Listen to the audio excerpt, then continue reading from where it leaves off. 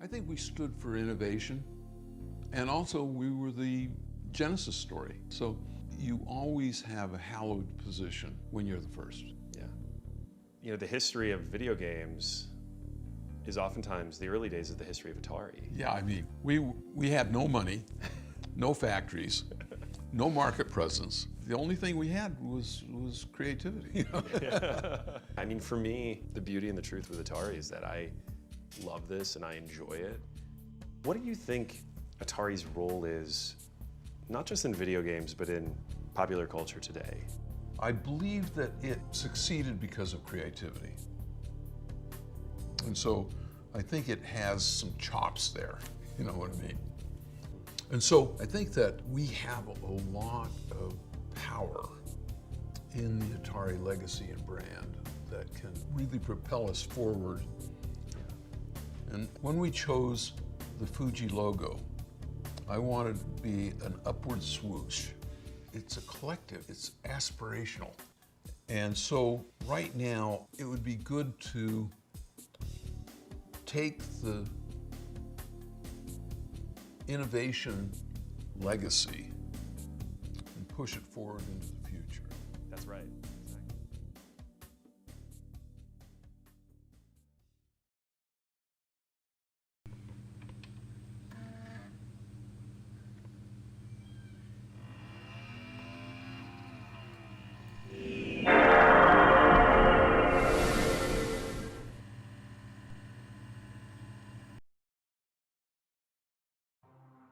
Atari was founded in 1972 by a 26-year-old 6'4" research engineer for Ampex named Nolan K. Bushnell.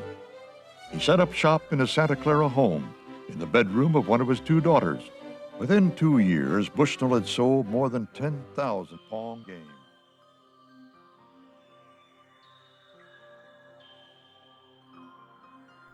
Nolan Bushnell was born in Clearfield, Utah in 1943. Little did anyone know that he would later be referred to as the father of video games, the godfather of electronic gaming, and so many other nicknames due to his legacy. Speaking of, you may remember Bushnell first popped up in this series when we talked about computer space in episode 7 of Memory Card. Today, however, we are talking about the beginnings of the legendary video game company Atari. But before we get too into the weeds of Atari, we need to look at the roots. Back to Bushnell, he graduated with a bachelor's degree in electrical engineering from the University of Utah College of Engineering. According to PBS's Who Made America, Bushnell was a tinkerer and played with electronic ignition systems and a roller skate mounted liquid fuel rocket in his garage. Bushnell began his career at Lagoon Amusement Park near Salt Lake City, and while there, worked on arcade electromechanical games. This might sound similar as we touched on Bushnell's early life in our computer space episode, but I think it's good to have a refresher. After he graduated in 1968, he would find himself at Stanford University, which has become somewhat of a pinnacle of the rise of video games. While there, he was an engineering research associate at Ampex Corporation, which is a company that specialized in several different electronic technology, including magnetic recording and videotapes.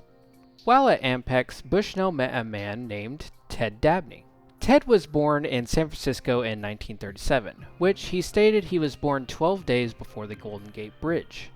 He said in an interview with the Computer History Museum that he was not very good academically, so he went to trade school. Eventually, he would begin studying analytic geometry. He then worked for the Division of Highways and was a surveyor for the Bridge Department and helped build the freeway system from the Bay Bridge up to Hospital Cove. He described it as being the area around 8th and Bryant, or the Harrison Street area. Eventually, Ted joined the Marine Corps in 1958. It was in the Marine Corps that he signed up for an electronics course and went to Treasure Island. He would then go to San Diego and have another electronics course that was by Collins. When he got out of the Marine Corps, Ted was accepted to San Francisco State, but he said he couldn't afford it. That's when he began working with Bank of America. After Bank of America, Ted wound up working for Hewlett-Packard, but was not there long before going to Ampex, where he worked on Ampex's military products. Eventually, he would go to a new division of Ampex called Videophile. After several years with Ampex, eventually Nolan Bushnell was hired in. The two would become close friends and eventually set up the company Syzygy. And in 1971, the game Computer Space was born, although Computer Space was a financial failure. Still, in 1972, the two formed the great company Atari. The company's name was chosen because of Bushnell's love of the Japanese game Go. Shortly after Atari was founded, he began working on the next video game called Pong.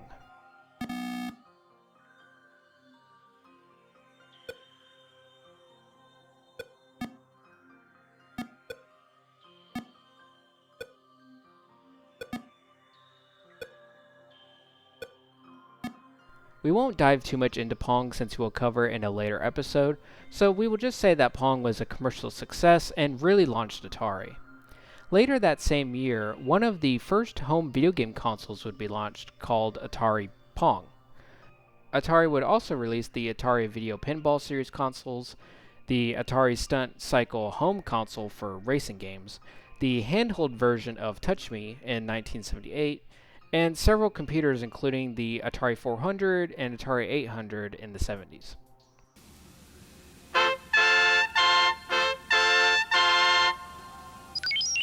Excuse me. Would you step over here, please? Oh, don't be frightened. I'm a computer, but I'm a very friendly one. See? I'm a computer for people just like you. I am the Atari 400 computer system. Well, not actually me personally. I am the basic computer. I was created for you to use right in your home. The thing that makes me so unusual is, if you'll pardon the expression, my system. Alongside of me should be 4 separate kits: the educator, the communicator, the programmer, and the entertainer. You just buy me and any one of these kits and you're ready to go. Plug me into your own TV set like this and...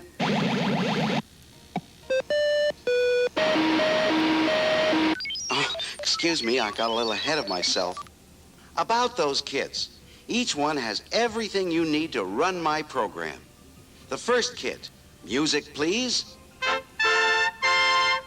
The educator. Inside, you'll find the Atari 410 program recorder, basic cartridge, and states and capitals. Snap me open, pop in the basic cartridge, put the cassette into the recorder, type CLOAD, and see, I am now loading states and capitals. And there you have it, the good old US of A. There are lots of other programs you can get, too. Conversational French or Spanish, Energy Czar, European countries and capitals, lots more. Next kit. The communicator. Here's everything you need to get all kinds of information. Your phone goes into here, the modem, and that hooks into me through this, the interface module. And just what does the communicator do? Well, for one thing, it gives you access to information, from stock quotes to the United Press Newswire, even movie reviews. Oh, and get this, you can even use me like a mailman. See, electronic messages from you to a friend. Next case. The programmer. Oh, this is the kit I like best. It has an Atari Basic cartridge, an Atari Basic self-teaching guide, and this reference manual. Now you're on your way to making me do nearly anything you want me to do. Want to draw pictures? Or make music? Care to balance your checkbook? Uh-oh, error. Oh well. The last kit is... Oh, posh, we gave it away. The entertainer. Come on, bring it up again. Hit it again. Now, picture, if you will, your family enjoying Star Raiders right at home on me, your friendly, adaptable, altogether charming Atari 400 computer system. Oh, here we go. Okay. Yeah, all right, here we go. Here comes another one. Yeah, got it. All right. Ow! Oh, yeah. Fun, huh? Here's what you get in the entertainer kit. Joysticks and 2 dynamite computer games. This one kit opens up the world of famous Atari games to your family. Asteroids, Missile Command, Space Invaders, Computer Chess, Basketball, and, well, the list goes on. So, there you have it.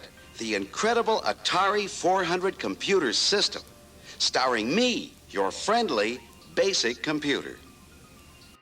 When it comes to home computers, the Atari home computer gets high grades. I use an Atari at home, and I use it for word processing and to teach myself other programming languages. Well, the graphics are probably some of the best you can find. The Atari 800 computer not only allows you to play games, it also allows you to learn math and history. Only one computer lets you enjoy this library of over 2,000 enlightening and entertaining programs. Atari home computers. The more you learn, the more you can program, and there's just no end to it. However, Pong launched Atari so much so that Bushnell could no longer financially keep up with it. So the company was sold to Warner Communications for an estimated $28 million in 1976. A year after the company was sold to Warner, the Atari video computer system, later named the 2600, was launched. The legacy of that console tells itself.